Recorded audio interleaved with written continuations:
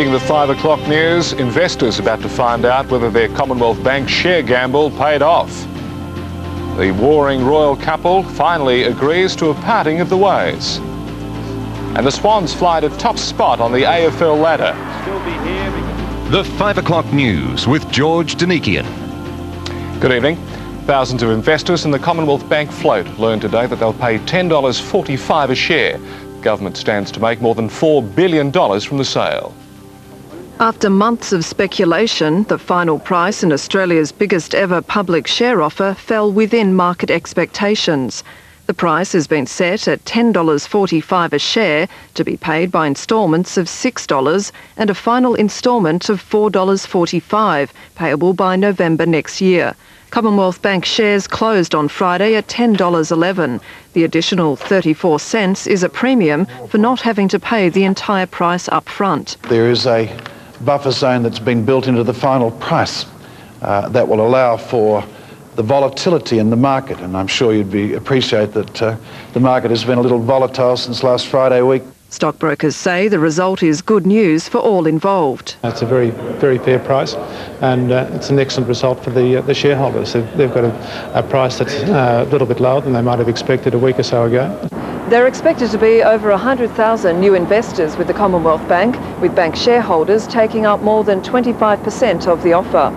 And Westpac has dropped its plan to bump up its home loan fee by $8 a month after a customer showed the bank a brochure it had put out promising there'll be no new fees. Instead, this slug will now hit customers who've taken out a home loan since the 21st of June. Libby Jane Charleston, 10 News. Olympic officials warned today that when Australia hosts the year 2000 Games, it'll be more disruptive than most people realise. A delegation's in Atlanta learning how to prepare Sydney for what will be the biggest ever Olympics. Atlanta's Olympic Games will be the biggest ever. Now, confirmation that the Millennial Olympics in Sydney will be even larger. SOCOG Chief Mal Hemmeling concedes Sydney's Games will cause major disruption to parts of the metropolitan area. I don't think that you can take away the congestions associated with an Olympic Games. There's just no way you can avoid it.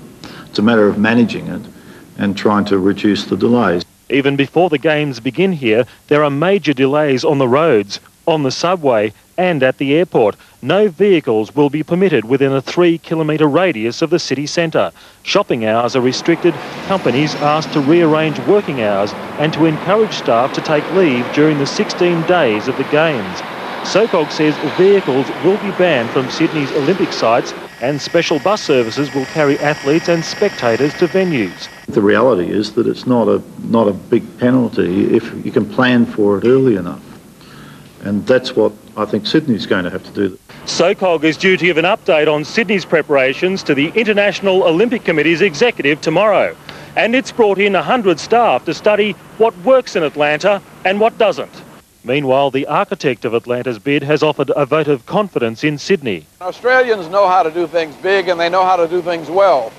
So I'm very excited about the Games in the year 2000. I know Sydney will do a wonderful job. In Atlanta, John Hill for 10 News.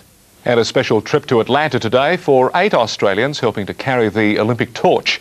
Among the group, 2 mums and a policeman who won the torch-bearing job in a soft drink competition. On Monday, the team members will each carry the flame for 1 kilometre through the streets of Athens, Georgia. The runners say they've been busy preparing for the big day. On the beach, my husband's been making me carry a rock.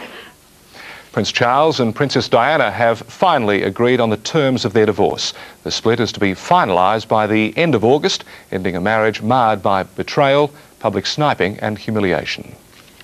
The London tabloids trumpeted the long-awaited news. After extensive wrangling over conditions, Princess Diana has agreed to walk away from her 15-year marriage, a wealthy woman, but stripped of the right to be called Her Royal Highness. Instead, she'll be known simply as Diana, Princess of Wales.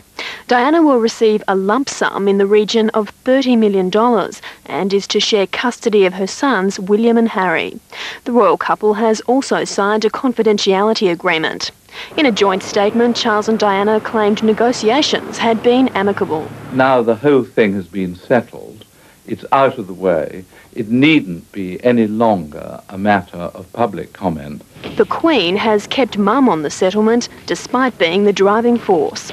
As mother of the future King of England, Diana's expected to be invited to join the royal family at national public occasions.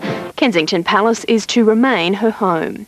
Diana is now likely to carve out her self-appointed role as the Queen of Hearts, continuing to support the disadvantaged and terminally ill, but not in an ambassadorial position. It would be impossible. She hasn't the background, she hasn't the experience. I don't think she's got the mental capability either. The once shy Di is likely to continue a solo performance firmly in the public eye. Another marriage no longer out of the question. Suzanne Mostyn, 10 News. Next in the 5 o'clock news, Revelation Sydney Harbour is highly contaminated and the real-life twister blasting the United States.